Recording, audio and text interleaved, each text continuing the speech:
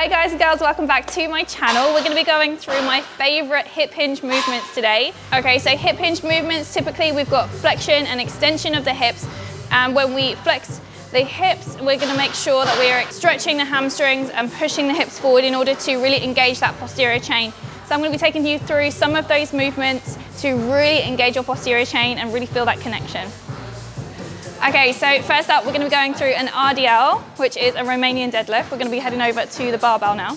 Okay, so of course there are several RDL variations you can go through. We're going to be going through the barbell variation.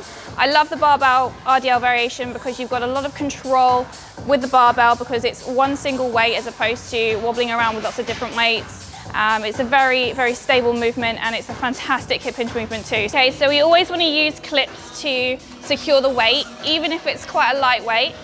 The reason is because if the weight starts to travel down one side, not only can it fall off, but also the weight distribution is going to be uneven. So you want to make sure that it's really evenly distributed. Otherwise, you might as well be placing your hands not in the middle of the bar, you know? So we're just going to talk a little bit about foot positioning, hand positioning, and where you're starting as well. So with your RDL, your starting position is upright. It's not down here, so your starting position is upright. So you need to get, of course, the bar up into the starting position. With the feet, you want to make sure that we're just slightly wider than shoulder width apart. And I like to be slightly externally rotated with the hips, knees, and toes. Slight corkscrew through the hips, knees, and toes. So it's a very slight movement. So if you have a little look at my hips, knees and toes, as I slightly corkscrew out, it's a very, very slight change. And that is to really engage the hamstrings and glutes. Now everyone's anatomy is slightly different, so how you're going to feel something might be slightly different to somebody else, and that's just fine. But make sure that you find what works for you in a safe way as well. Now as you start, the bar needs to be really nice and close to the shins. So you don't want to be pulling the bar away as you do your RDL. It needs to be nice and close to the shins. So it's going to travel as close to the body as you can. So when you come down, you're going to make sure that it doesn't pull out like this. You're going to make sure that you're really, really feeling the connection in the glutes and the hamstrings. I just have to mention my trainers. These are not lifting trainers. I've made a rookie error. I'm not wearing lifting trainers. What I do, if I make that rookie error and I end up at the gym without my trainers, I take them off. So we're going to take them off. Sorry everyone. I don't mind. Hope you don't mind. Now, these trainers were made for running. I was not made for running, but the trainers were. So we're taking the trainers off. I would recommend wearing flat shoes. So Converse, Air Force, anything that's got a flat sole, or you can take your shoes off entirely, okay? So where was I? We're keeping the bar nice and close to the body. Now the most important thing you remember, we're doing that corkscrew, is to make sure that your eye line and your spine is in one nice whole line throughout. So you don't want to be flexing and extending the spine like this. You don't want to be lifting the chin up as you go down because you're going to get some pressure in the lumbar spine here. We want to make sure we're in a nice neutral position throughout, okay? So pelvis is nice and tucked under and control. Abs are nice and tight as well, okay? So that is the perfect posture. Now we're going to slightly bend the knees, so the knees are going to be nice and soft. This is going to allow you to really stretch the hamstrings. If your legs are straight, you're going to get more hamstrings, but you're not going to really target the glutes too, and you're not going to be able to stretch that a little bit more. So nice soft knees, and as we push the hips back, the spine stays nice and straight, and you're going to look forward. Never ever turn your head to one side, so don't look at a mirror if the mirror is over there. Make sure the mirror is in front of you.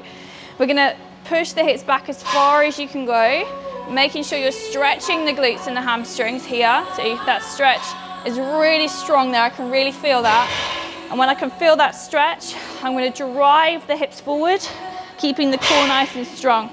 Now we don't need to tuck the pelvis or overly squeeze the glutes or anything like that, but you'll want to really remain connected to those muscles. So really, really think about the connection, okay? Okay, let's go. So keeping the bar close to the body, starting position is at the top. We're going to keep that bar close to the body, strong posture, nice strong spine.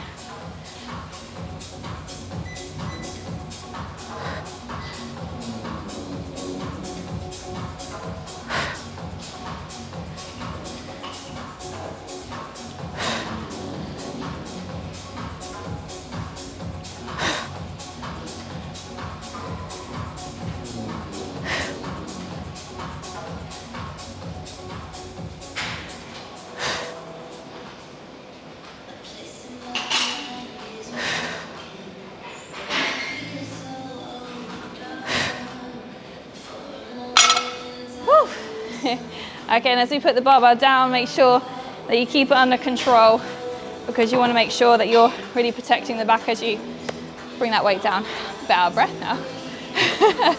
You're going to be really building the hamstrings, the glutes, and also lower back strength as well, which is really, really important for not just the posterior chain, but also just creating a lot of balance to the body. A lot of people do underestimate the importance of posterior chain strength. It is so important for girls and for guys as well. Still here, we haven't moved really. We're going to go for our next hip hinge movement, which is the Sumo good morning. So this is a variation of a good morning, and I'll explain the difference between the two. It's a very slight difference. Of course, the load of the good morning is through the spine, so you're loading through the spine as opposed to having the bar in front of you. Then of course, when we're loading through the spine, we've got to pay particular attention to the form in order to, like all of these movements really, just to make sure that we're really protecting the lower back as well. So hopefully these tips will really help your Sumo good morning. I'm going to start with very light weight for my Sumo good morning. So I'm just putting 5 kilos on either side. It doesn't matter the size of your plates on your barbell. It's really important to perfect this form before you move up with your weights. Really, really important. It's a complex exercise, so make sure you start nice and light. If not with the bar, just the bar, you know? You can practice with the bar, it's absolutely fine. General rep ranges for Sumo good morning is going to depend on your goal. It's going to depend on whether it's one of your main compound lifts of your exercise or whether it's an accessory exercise.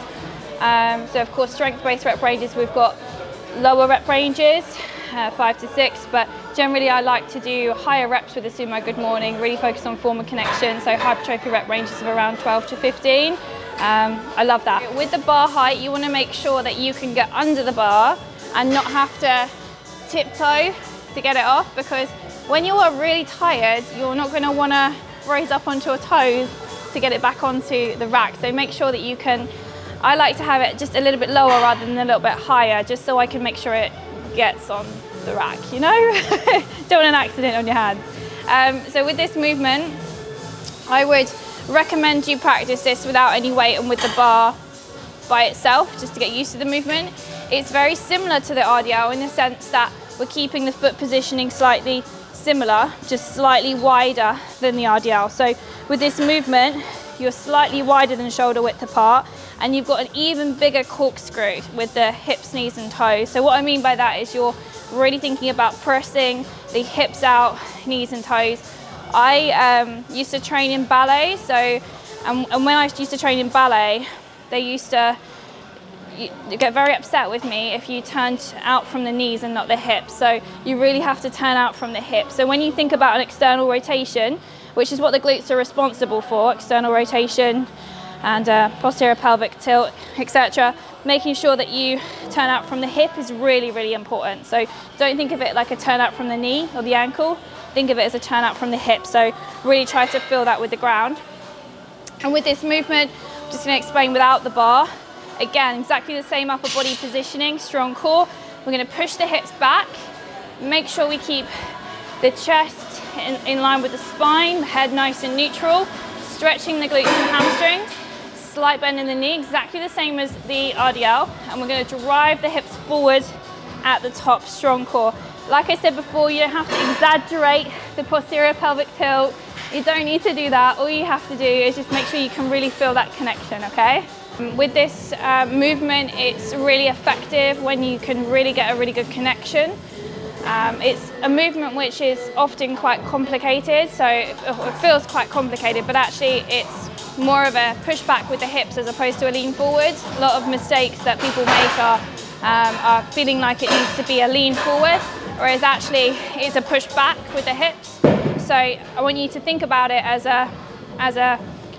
you're trying to touch the glutes to a wall, you know, you're trying to really push the bum back onto a wall as opposed to looking over something, you know?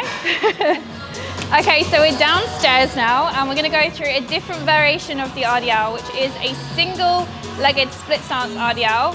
Some people call it single-legged. I like to call it split stance because single-legged is kind of, I think, the variation where you lift the leg off the floor, whereas both legs are going to be on the floor for this variation, which is a really good one to isolate one side at a time, which is so important.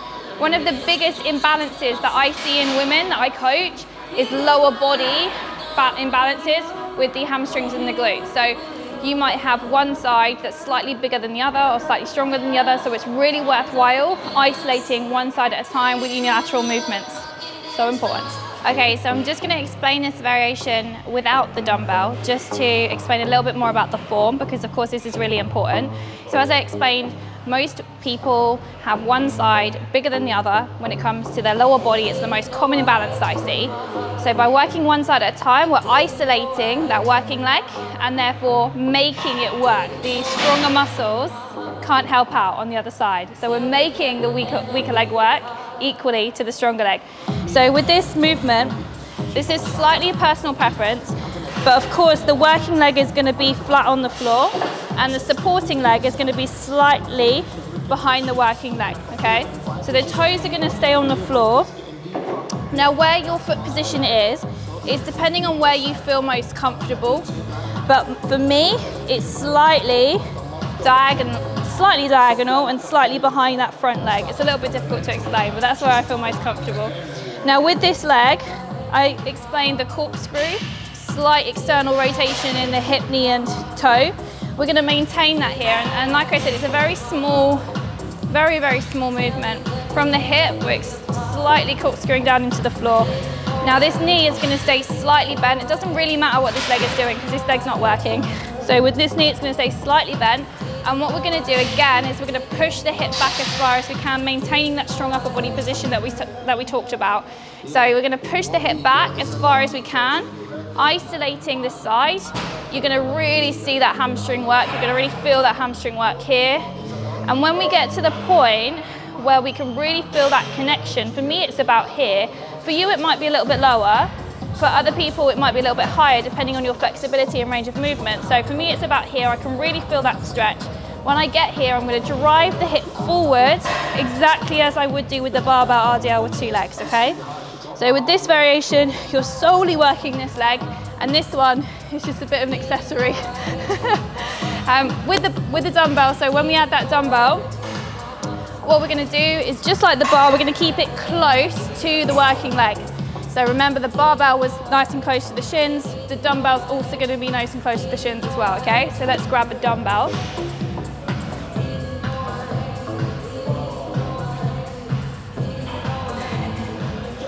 Okay, so we're keeping the dumbbell nice and close to the body, strong posture, neutral spine, slight bend in that knee, slight corkscrew.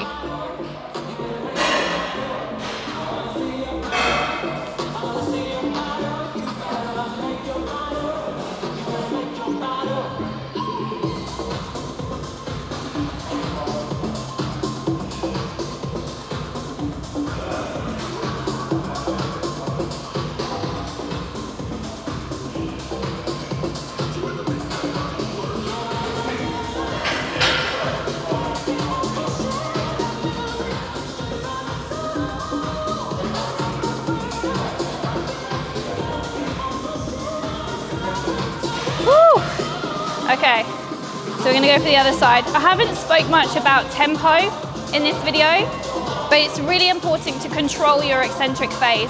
I'm a really big fan of controlling the eccentric phase, and the eccentric phase is always the lengthening part of your exercise. So where that muscle is stretching and lengthening. So for this one, this is where we're really stretching and lengthening the hamstring. So really controlling your eccentric is perfect. There we go. Your split stance RDL. I hope you've enjoyed this video. If you have, do please give it a like and also subscribe for more tips and tricks for all of your weight training sessions in the gym. So let me know if you've enjoyed this one, and hopefully I'll see you very soon.